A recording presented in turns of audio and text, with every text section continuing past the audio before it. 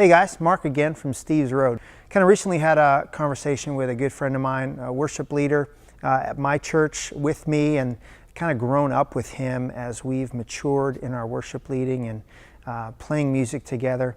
And he has, in many ways, looked up to me as a mentor in leading worship.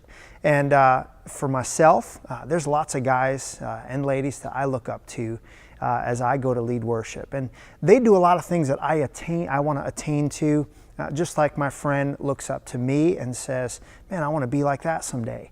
But where this can go wrong is when we see one person kind of shining in an area, and for us, that may be an area where we're weak. Oftentimes, the enemy wants to make that one thing a stumbling block. And so what it's going to do in my life is it's going to say, I'm jealous of that guy, or I'm envious of what that person has, and I may never be like that, and how come that person gets the spotlight all the time, or at least that's the way the enemy is going to make it seem. And so what I want to challenge you with is, when you have those kind of thoughts, those kind of feelings, is to just remember where God has you right now, in the moment that you're in. Whatever church you lead worship in, whatever group you have the opportunity to lead worship in, God is using you in that moment in a powerful way.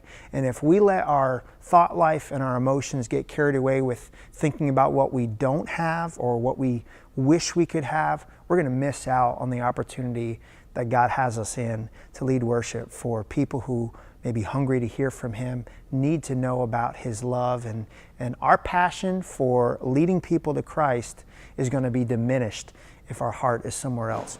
So the encouragement for you today is just to really focus on where God has you. What He's elected you to, what He's called you to, is the most important thing you can focus on. Don't worry about what somebody else is doing.